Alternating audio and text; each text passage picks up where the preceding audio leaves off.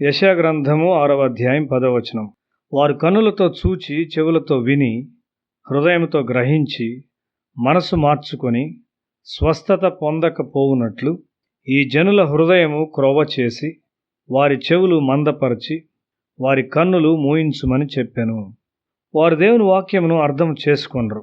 మన హృదయాలను పొరలు పొరలుగా మనం శుద్ధి చేసుకొనవలసి ఉన్నాము. లోతుల్లో ఏమి ఉన్నదో మనకు తెలియదు. మన చుట్టూ ఉన్న హైందవ్యము నుండి మరియు ఆచార సంబంధమైన సంఘముల నుండి తప్పైన భావాలను మనం జీర్ణించుకున్నాము. లూథర్ కూడా దీనికి వ్యతిరేకంగా పోరాడవలసి ఉన్నది. అతని ప్రయాసలను గూర్చి చదివినప్పుడు నీవు దుఃఖించకుండా ఉండలేవు.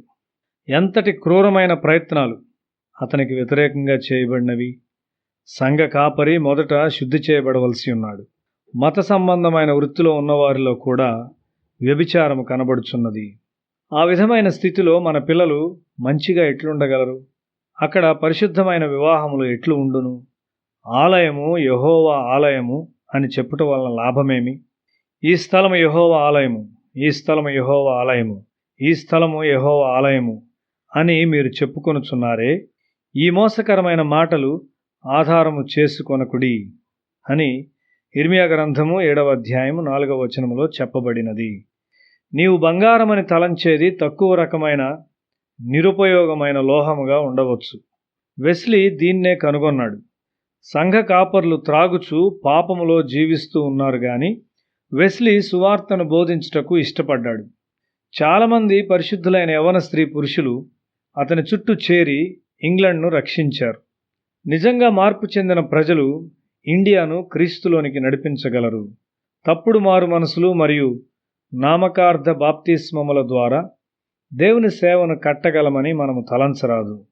ఈ విధంగా మనము ఆత్మలను నాశనము చేస్తాము. నీవు మారు మనసు ఇంకా పొందలేదు అని మన సహవాసంలో ఎవరో ఒక వైద్య విద్యార్థితో చెప్పుట వలన ఆ విద్యార్థి మన సహవాసానికి రావడం మానివేశాడు. ఆ తరువాత ఒక అమ్మాయితో కలిసి వెళ్ళిపోయాడు. మనము అటువంటి జీవితములను జీవించినప్పుడు యేసు రక్షించగలడు అని హైందవులకు బోధించగలమా? వేషధారులు అని వారు మనల్ని పిలుస్తారు. వారు వెళ్ళి నీ సంఘాన్ని రక్షించుకో అని చెప్తారు. యెషయా కలిగిన అనుభవం మీ అందరికీ కలిగి ఉండాలని నేను కోరుకొనుచున్నాను. ప్రవక్త కలిగిన ఈ ఆక్రందన, అయ్యో నేను నడినెత్తి మొదలుకొని అరికాలు వరకు పాపము కలిగి ఉన్నాను అని కేక వేసినట్లు నీవు కూడా కేక వేయినట్లు ఎవరు నీకు గ్రహింపు చేయగలరు? ప్రతి క్రైస్తవుని కేక యెషయా యొక్క కేక వలె ఉండాలి. నేను పాపుల్లో ప్రధాన పాపిని అని పౌలు వలె నీవు చెప్పగలవా? మనము ఏమి ప్రసంగించున్నామో దాని విషయమై జాగ్రత్త కలిగి ఉండాలి.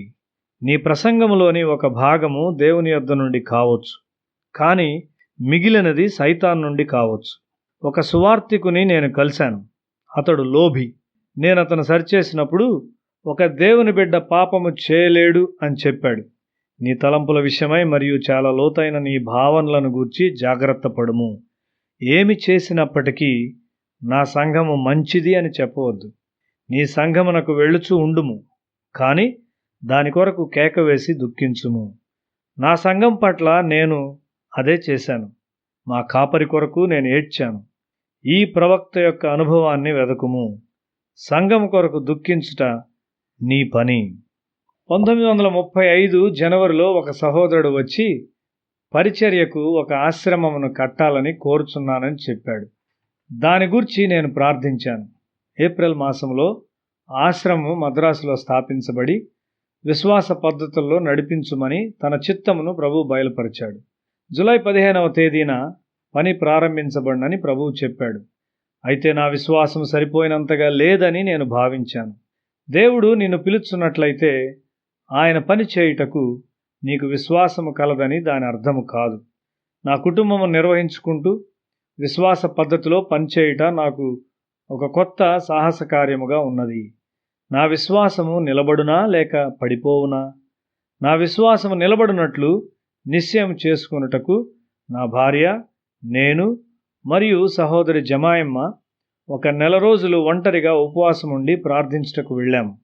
ఈ ఖర్చుల కొరకు నా దగ్గరుండిన కొద్ది మొత్తమును దేవుని యొద్ద పెట్టి మిగతా ఖర్చుల కొరకైన సహాయం మేము ఆ స్థలమును విడిచిపెట్టి వెళ్ళే లోపల దేవుని యొద్ద నుండి రావాలనని కోరాము. దీన్ని మేము ఎవరితోనూ చెప్పలేదు. తమిళనాడులోని కొడైకెనాల్లో 1 నెల రోజులు మా ముందున్న సేవ కొరకు మేము ప్రార్థించాము. డబ్బు చివరి క్షణంలో వచ్చునని దేవుడు తనతో చెప్పాడని జమాయమ్మ చెప్పినది. మాకు డబ్బు ఇవ్వమని ఎవరిని ఎన్నడూ మేము అడగలేదు. చివరి రోజున మేము మా వస్తువులను సర్దుకొని ఇంటికి తాళం వేసి ఒక అందమైన దేవుని మందిరాన్ని చూచుటకు వెళ్ళాము. పట్టణమును విడిచిపెట్టుటకు ముందు మరొకసారి ప్రార్థించాము. ఆ తరువాత డబ్బు వచ్చింది. గత 27 సంవత్సరాలుగా దేవుడు నమ్మకముగా ఉన్నాడు.